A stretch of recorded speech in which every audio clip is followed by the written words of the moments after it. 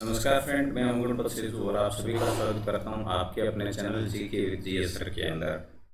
आज का जो वीडियो है टीचर ग्रेड थर्ड एसएसटी मतलब रीट मेंस के अंदर एसएसटी जिनकी सब्जेक्ट बनती है उनके लिए है।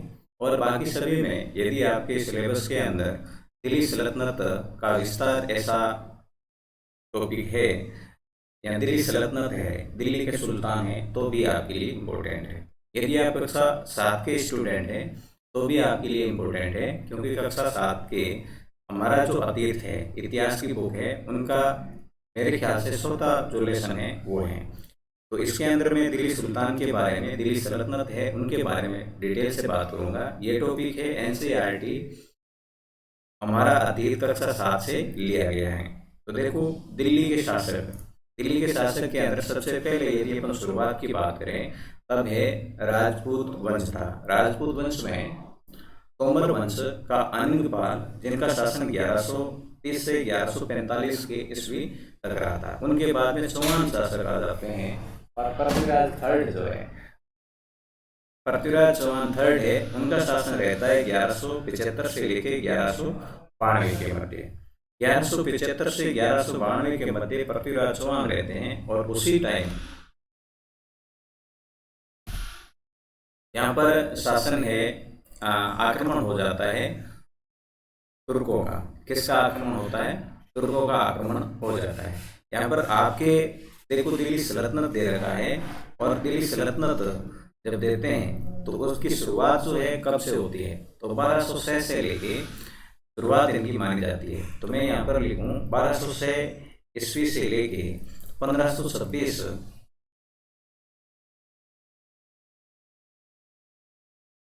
ईस्वी तक, 1526 ईस्वी तक है दिल्ली सल्तनत काल माना जाता है। 1206 से लेके 1526 ईस्वी तक। अब देखो, 1526 के बाद में मुगलों का शासन यहाँ पर हो जाता है। किनका होता है? मुगल शासन आते हैं। तो ये दिल्ली सल्तनत के अंदर नहीं आते हैं। तो यहाँ बात कर लेते हैं, सबसे पहला जो दिल्ली सल्तनत के अंदर जो वंश होता है वो होता है गुलाम वंश। कौन सा होता है? गुलाम वंश। ये प्रारंभिक तुर्की शासक था। गुलाम वंश है, इनका पहला शासक है वो कौन होता है? कुतुबुद्दीन ऐबक होता है। कुतुबुद्दीन ऐबक होता है, और इनका शासन है 1206 से लेके 1210 ईस्वी तक के मध्य रहता है। इनके द्वारा एक मीनार का निर्माण करवाया जाता है, और वो मीनार कौन सी है? और वो मीनार होती है कुतुब मीनार। कौन सी होती है? कुतुब मीनार होती है। वैसे इसके आगे जितने भी बन पाते हैं, फैक्ट है, वो डायरेक्ट दे रखे हैं। और मैंने कक्षा 6 से लेके लगभग 12 तक इतना देख लिया है। तो ये अपना जो सल्तनत काल है वो कहीं नहीं मिल रहा है, केवल ये 7th की बुक है इसी के अंदर मिल रहा है। और मुझे इतना विश्वास भी हो रहा है कि दिल्ली सल्तनत है केवल इसी के अंदर दे रखा है एनसीईआरटी बुक। और आरबीएससी भी देखा है मैंने, आरबीएससी में भी ये दिल्ली सल्तनत नहीं देखा है। तो ये जो लेसन है, ये जो आपके टॉपिक है, वो इसी के अंदर से पूरा पूरा है क्वेश्चन बनाने की कोशिश करेगा। ठीक है, कुतुब मीनार का निर्माण है किया गया। और फिर है ढाई दिन का झोंपड़ा है। ढाई दिन का जो झोंपड़ा है उनका भी निर्माण इनके द्वारा किया गया। ये आगे बात है अपन करेंगे। उसके बाद में इनका उत्तराधिकारी होता है शमसुद्दीन इल्तुतमिश। अब देखो, उत्तराधिकारी नहीं है ये, ठीक है, ये उत्तराधिकारी नहीं करके इनका बेटा बनता है, उसको हटा दिया जाता है। वो 4 महीने रहता है, इतना ही रहता है। फिर इल्तुतमिश रहता है। इल्तुतमिश है 1210 से लेके 1237 के मध्य, ये एक प्रतापी शासक माना जाता है। इल्तुतमिश है अपना उत्तराधिकारी है घोषित करता है अपनी बेटी को, रजिया सुल्तान। रजिया सुल्ताना जो है ये प्रथम वे एकमात्र, ये ध्यान रखना। वैसे में आप यदि चाहोगे तो विस्तृत नोट्स के आधार पर मैं दिल्ली सल्तनत है वो पूरा लेकर आऊँगा। यहाँ पर तो क्लास 7 के अंदर दे रखा है, वो इतना ही मैं पढ़ा रहा हूँ। विस्तार से है वो अलग क्लास लूँगा। ये तो 7th क्लास की जो एनसीईआरटी में दे रखा है उतना ही बता रहा हूँ। तो ये दिल्ली सल्तनत मतलब सल्तनत काल की प्रथम व एकमात्र महिला सुल्ताना थी, ये ध्यान रखना। इनका शासन भी 4 वर्ष के लिए रहता है। फिर गयासुद्दीन बलबन, गयासुद्दीन बलबन है गुलाब वंश का अंतिम शासक होता है और जिनका शासन है 1266 से लेके 1287 के मध्य रहता है। गुलाब वंश के बाद में शासन हो जाता है खिलजी वंश का। किसका आता है? खिलजी वंश का। खिलजी वंश है, इनका शासन रहता है 1290 से लेके 1320 के तक। अब देखो खिलजी वंश का प्रथम जो शासक है वो रहता है जलालुद्दीन खिलजी। कौन रहता है? जलालुद्दीन खिलजी रहता है। जलालुद्दीन खिलजी जो है इनका शासन 1290 से लेकर 1296 तक रहता है और इनकी हत्या कर लेता है इनका भतीजा। और भतीजा होता कौन है? यही अलाउद्दीन खिलजी। अलाउद्दीन खिलजी है जलालुद्दीन खिलजी का भतीजा था और इन्होंने इनकी हत्या करके इनकी गद्दी है वो हत्या ली और अपने सम्राट बन गया है। ठीक है, तो अलाउद्दीन खिलजी का शासन रहता है 1296 से लेके 1316 के मध्य। अलाउद्दीन खिलजी के जो युद्ध हैं वो मैंने मैप के माध्यम से आगे है आपको बताने की कोशिश की है, तो आगे है वो बताऊंगा। यहाँ पर तो केवल अपना शासन देख रहे हैं, शासन है किस किस का है। ठीक है, तो यहाँ 1296 से लेके 1316 के मध्य ये इंपॉर्टेंट है अलाउद्दीन खिलजी, और क्वेश्चन ज्यादातर इन्हीं में से बनेगा। खिलजी वंश, खिलजी के भी अलाउद्दीन खिलजी से, या फिर है कुतुबुद्दीन ऐबक के मध्य। अब उसका अगला जो वंश आता है वो होता है तुगलक वंश। और अब ये जो तुगलक वंश है, तुगलक वंश भी काफी इंपॉर्टेंट है। 1320 से लेके 1414 ईस्वी तक इनका शासन रहता है। वैसे आपने दे क्या रखा है? विस्तार दे रखा है रीड मेंस एसएसटी के अंदर, तो विस्तार में केवल इतना ही आएंगे, उनकी जो उपलब्धि है वो नहीं आती है, ये ध्यान रखना। तो विस्तार के अंदर इनका शासन है गयासुद्दीन तुगलक जो है इनका शासन रहता है 1320 से लेके 1324 के मध्य। मैं आपको बता दूं ये जो जलालुद्दीन खिलजी है इन तक के जितने भी ऊपर सल्तनत काल के सुल्तान जो गए हैं इनका उत्तरी भारत पर ही शासन था, परंतु अलाउद्दीन खिलजी है दक्षिणी भारत पर अपने जो युद्ध अभियान है वो शुरू करता है और दक्षिणी भारत पर भी ये अधिकार जमा लेता है। चलो अगली बात करें। मोहम्मद तुगलक जो है, मोहम्मद तुगलक का शासन काल रहता है 1324 से लेके 1351 के मध्य। ठीक है, फिर इनका उत्तराधिकारी होता है फिरोज शाह तुगलक और फिरोज शाह तुगलक रहता है 1351 से लेके 1388 तक। तो ये है अंतिम शासक नहीं है, ये ध्यान रखना आप। इनका शासन काल है वो 1414 तक रहता है, परंतु ये छोटे शासक आते हैं और इसलिए कोई वो महत्वपूर्ण नहीं है और इस बुक में भी नहीं दिए थे, इसलिए मैंने यहाँ पर नोट्स में नहीं उतारे आपके। देखो जितनी भी एनसीईआरटी कक्षा 6 से लेके 10 तक टोटल, यदि आप राजस्थान अध्ययन की बात करें, यदि आप हमारा इतिहास की बात करें,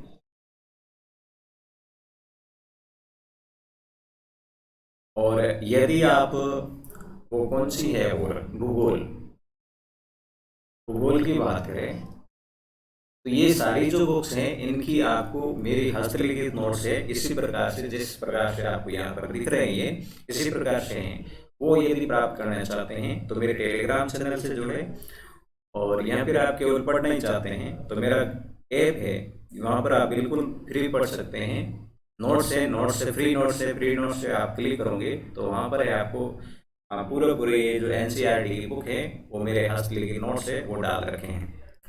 उसके बाद में दिल्ली के सुल्तानों के बारे में जानकारी के, अच्छा सैयद वंश रह गया था अपना, सैयद वंश 1414 से लेके 1451 तक है और इनका मुख्य जो शासक रहा है वो है खिजर खां रहा है और खिजर खां का शासन है 1414 से लेके 1421 के मध्य रहा है। फिर होता है लोधी वंश, और लोधी वंश है आपका 1451 से 1526 तक चलता है और लोधी वंश ही दिल्ली सल्तनत काल का अंतिम वंश होता है। अंतिम वंश की बात कर रहा हूं मैं, ये अंतिम वंश है।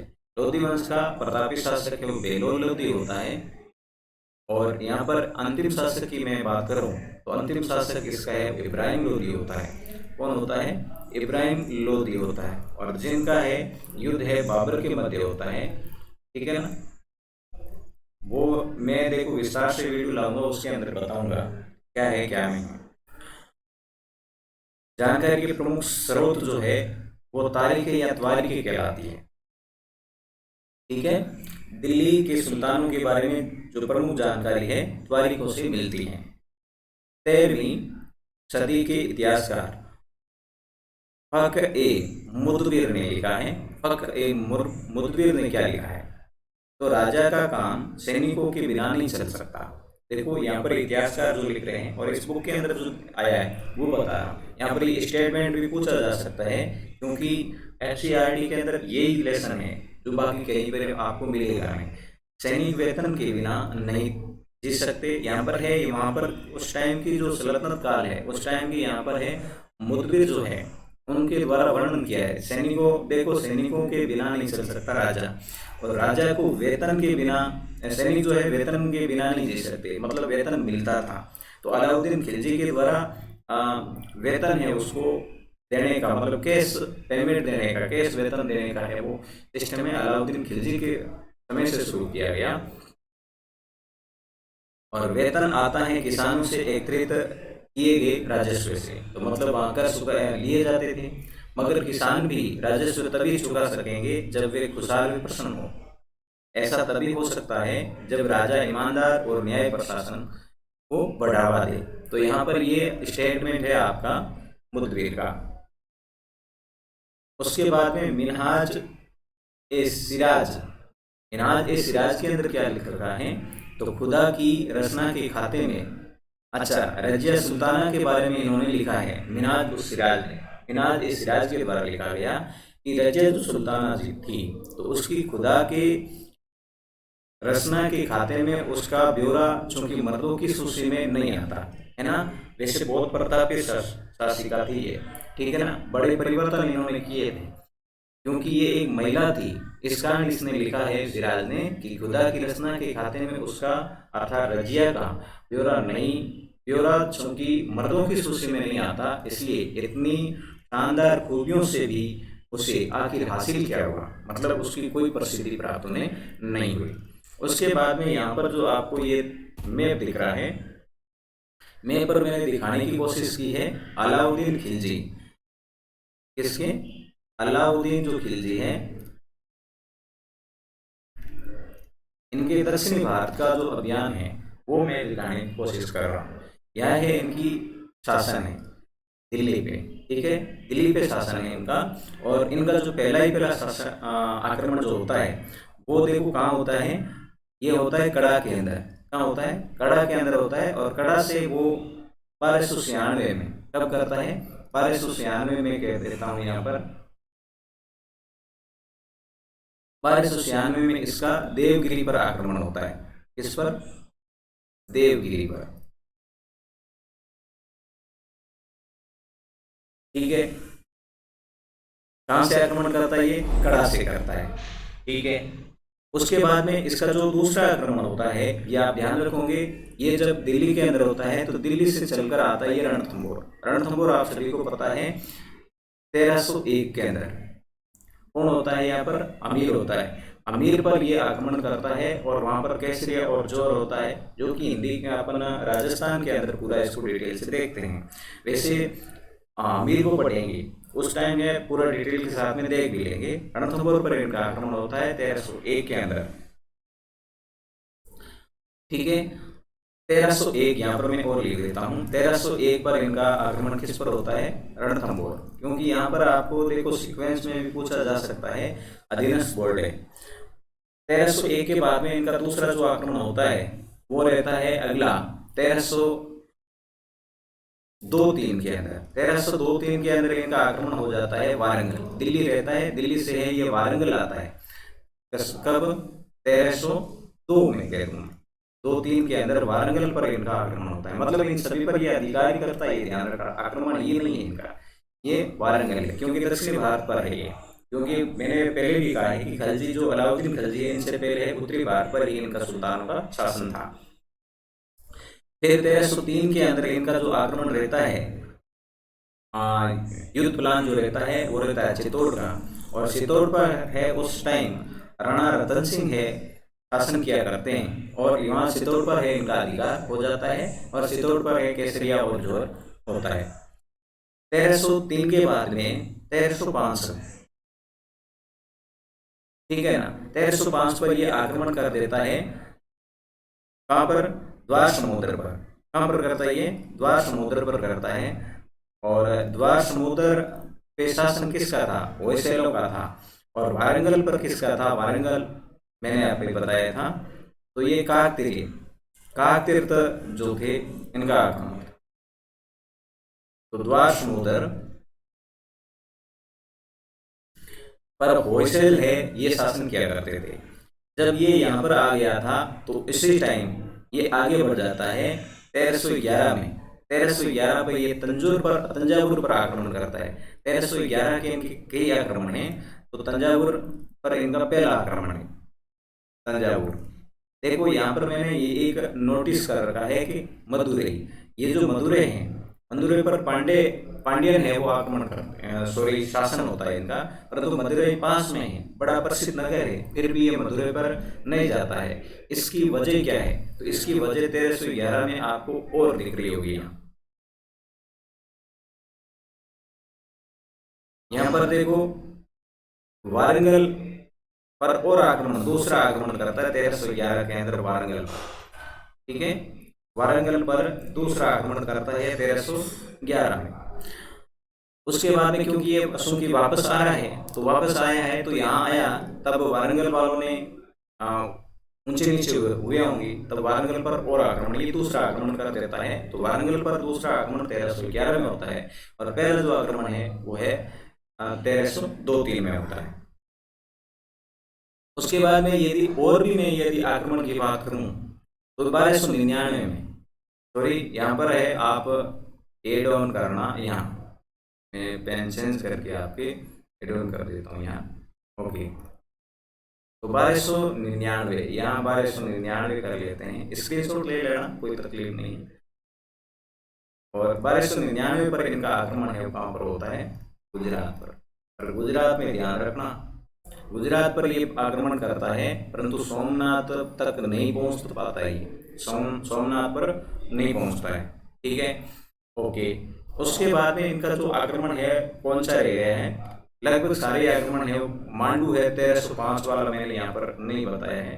1305 में मांडू पर इनका और आक्रमण होता है, तो 1305 मांडू पर और आक्रमण है इनका। और यदि आक्रमणों की बात करो इनके, तो और आक्रमण इनके कौन से हैं, तो और आक्रमण देखो, एक तो अपने राजस्थान की बात करें 1301, 1303, 1308 और 1311, ये प्रसिद्ध आक्रमण है। यहाँ पर तो ये आपका रणथंभौर वाला है। ये जो आक्रमण है ये है चित्तौड़ वाला। ये जो है सिवाना, यहाँ पर सिवाना का जिक्र नहीं आया है, तो 1308 में ये सिवाना पर आक्रमण करता है और सिवाना को अपने अधीन कर लेता है। और 1311 के अंदर है जालोर पर आक्रमण होता है इसका, और जालोर को भी अपने अधीन कर लेता है। तो ये जो इम्पोर्टेंट है, इसके अलाउद्दीन खिलजी से संबंधित है दक्षिण भारत की विजय। अब आगे इसके अंदर क्या दे रखा है, इम्पोर्टेंट है वो भी सारे देख लेते हैं, क्या है क्या नहीं है।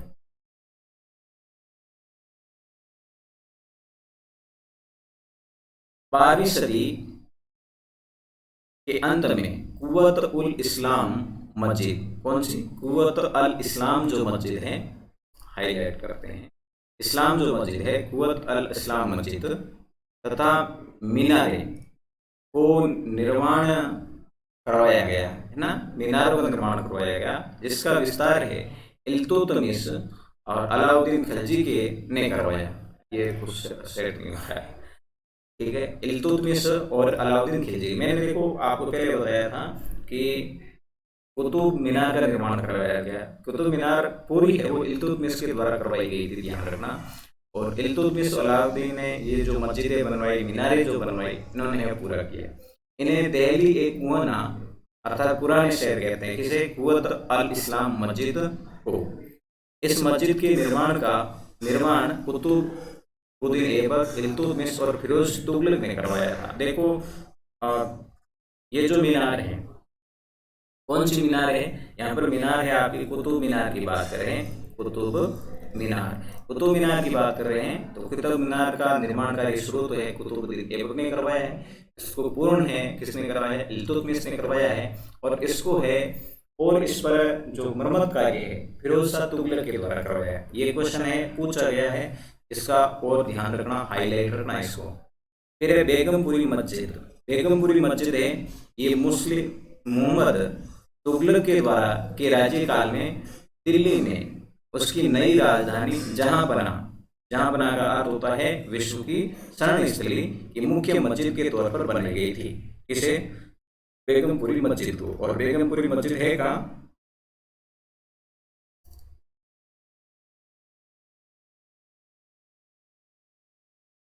तब है आपका जहांपना, जो नगर है दिल्ली के अंदर ही एक छोटा शहर बसाया गया था जहांपना, वो है।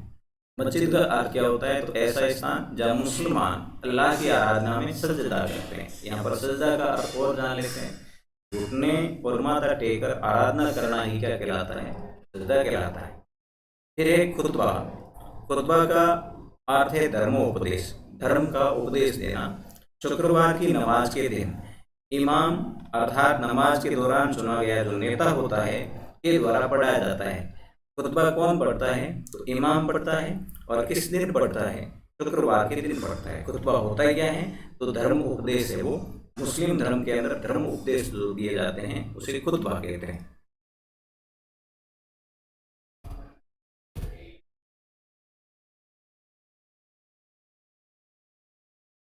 फिर बात करें तो किबला, मक्का की ओर की दिशा किबला कहलाती है। देखो मक्का और मदीना है सऊदी अरब के अंदर, तो मक्का की ओर जो दिशा है उस दिशा को मुस्लिम धर्म है किबला के नाम से जानते हैं। भारत में पश्चिम की ओर की जो दिशा है वो किबला कहलाती है। भारत में पश्चिम की ओर की जो दिशा है वो किबला कहलाती है। मोठ की मस्जिद इंपॉर्टेंट है, सिकंदर लोदी के शासनकाल में बनी थी। मोठ की मस्जिद किसके शासनकाल में? सिकंदर लोदी के शासनकाल में उसके मंत्री द्वारा बनाई गई। फिर है बंदरगाह। तो बंदरगाह क्या है? सुल्तान गुलामों को अपने सूबेदार नियुक्त करते थे और इन्हीं गुलामों को फारसी भाषा में बंदरगाह कहा गया है। ठीक है।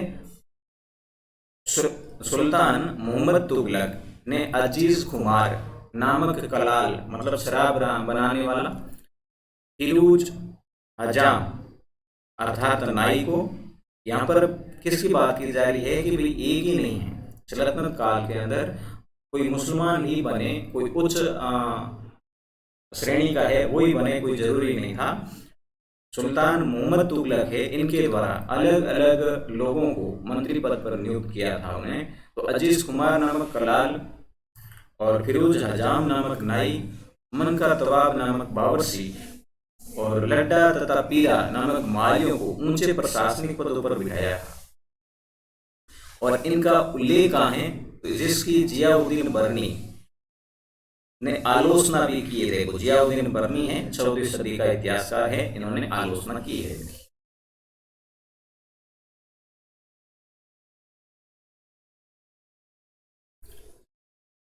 सल्तनत काल में सूबों को इक्ता कहा जाता था। क्या कहा जाता था? सूबे जो होते थे उन्हें इक्ता कहा जाता था और सूबेदार जो होते थे उन्हें इक्तदार या मुक्ति कहा जाता था। मुक्ति या इक्तदार का फर्ज था कि सैनिक अभियानों का नेतृत्व करें और अपने इक्तों में कानून व्यवस्था बनाए रखें। इनका पद पैतृक नहीं होता था और न ही इन्हें एकता पर स्थायी रखा जाता था। एकता अर्थात सूबे पर इन्हें स्थायी नहीं रखा जाता था, किन्हें? इक्तदार को या मुक्ति को। ऐसा आ सकता है मुक्ति, तो आप ये मत समझ लेना कि भाई मोक्ष की प्राप्ति होना, इस प्रकार से भी आ सकता है। एकता को मुक्ति भी कहते हैं। सॉरी, एकता का जो प्रमुख हुआ करता था सूबेदार, उन्हें मुक्ति कहा गया। सल्तनत काल में कृषि पर लगने वाले कर को खराज कहा जाता था, जो किसान की उपज का 50% लिया जाता था। इब्न बतूता अफ्रीकी देश मोरक्को का यात्री था। ये इंपॉर्टेंट है, आया हुआ क्वेश्चन है। का यात्री था जो 14वीं सदी में भारत आया था। अब यहाँ पर है गैरिसन। गैरिसन का अर्थ होता है रक्षक अर्थात सैनिकों की टुकड़ियां। गेरिसन का अर्थ क्या होता है? रक्षक या सैनिकों की टुकड़ियां। और गेरिसन शहर जो है इसका अर्थ होता है किलेदार शहर जहां सैनिक रहते हैं।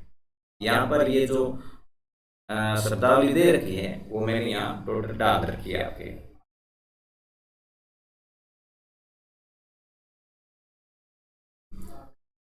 फिर अगली बात करें तो भीतरी प्रदेश आता है आपके। और भीतरी प्रदेश का अर्थ है किसी शहर या बंदरगाह के आसपास के इलाके जो उस शहर के लिए वस्तुएं और सेवाओं की पूर्ति करते थे, वो भीतरी शहर के नाम से जाना जाता था। फिर नाइट, यहाँ पर नाइट है क्या था विषय, ये इस लेसन से संबंधित नहीं है परंतु एनसीईआरटी बुक से संबंधित है।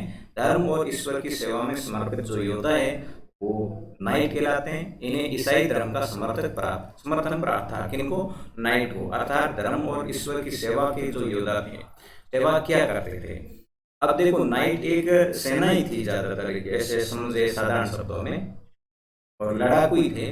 वो है ईसाई धर्म का प्रचार किया करते थे और इन्हें ईसाई धर्म का जो समर्थन प्राप्त था, इनके जो मुखिया होते थे पादरी, इन्हें मुसलमानों के विरुद्ध आक्रमण हेतु भेजा जाता था। देखो, इस्लाम धर्म है धीरे धीरे ज्यादा बढ़ रहा था, तो इनको दोनों के मध्य लड़ने का काम ये नाइट ही किया करते थे, जो कि लंबी समय तक चला।